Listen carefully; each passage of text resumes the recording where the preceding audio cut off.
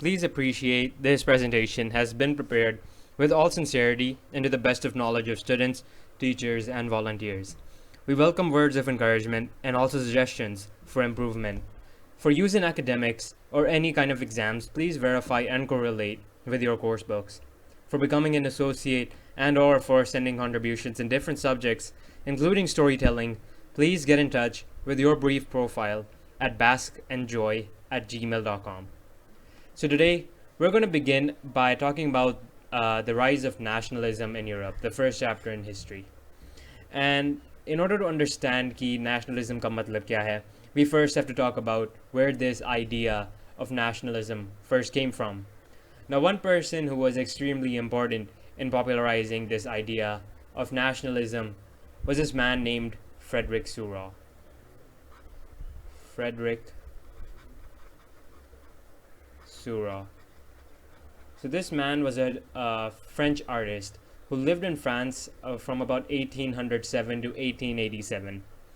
And in 1848, this is an important year, he made these series of 4 paintings, as you can see here.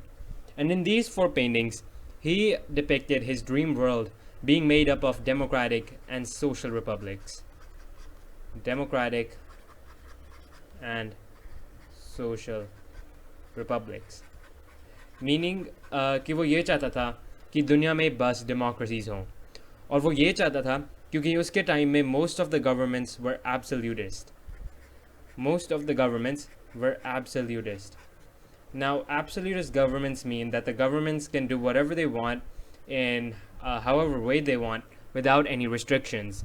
So basically, their power was uncontrolled, and the people of the country couldn't do anything about what the government is trying to do. So Frederick Seurat wanted the world to transition from being made up of absolutist governments into being made up of democratic and social republics. So now we're going to talk about this first painting over here. Okay, so the first painting, as you can see, has this statue right here in the middle. And this statue is the Statue of Liberty. The Statue of Liberty. And this statue is holding something in one hand right here, as you can see, in this hand. And this is the torch of enlightenment. The torch of enlightenment. And in her other hand, she is holding the Charter of the Rights of Man. The Charter of the Rights of Man.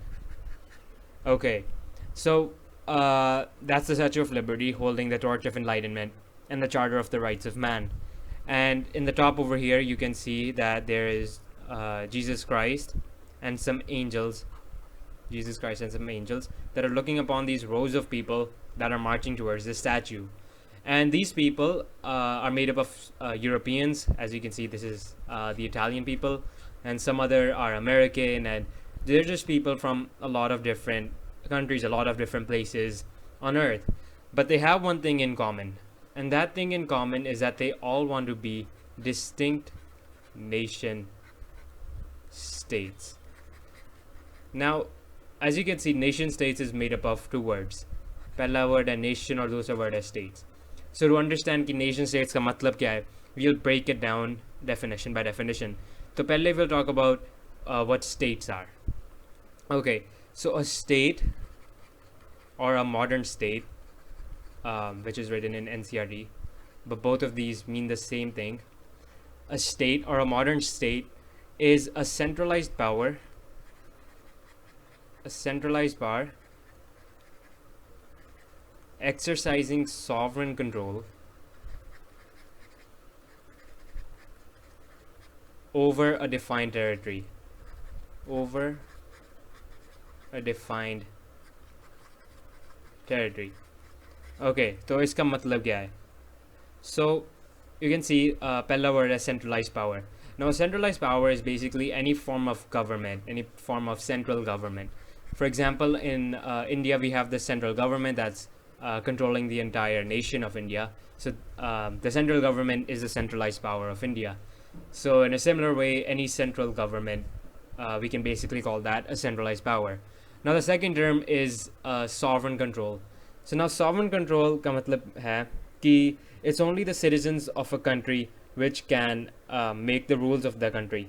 So जैसे India के rules बस Indians बना सकते हैं, जो China से हैं, Russia से हैं, वो हमारे लिए rules नहीं बना सकते. So that's what sovereign control is. It's just the citizens of a country can make their own rules. You don't have any foreign interference in your own government or something like that. And now the third term is defined territory. Now that's simple. A defined territory is basically just a land with borders. So that's the definition of a state or a modern state, which is a centralized power exercising sovereign control over a defined territory. So now we know what state or a modern state means. So we can see what a nation state is. What a nation state is. Oops, that looks bad.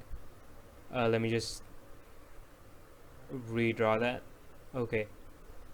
So we can discuss what the definition of a nation state is.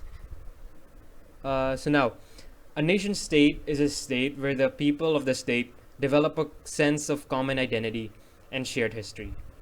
So a nation state is a state where the people develop a common sense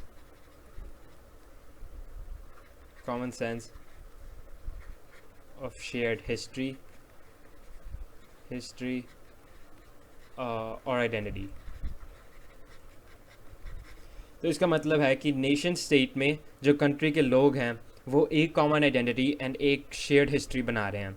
जैसे India में हम सब ऐसे ही Indians नहीं हैं, हम अपने आप को इंडियंस मानते हैं इसलिए because the people around us have created this identity of being Indian.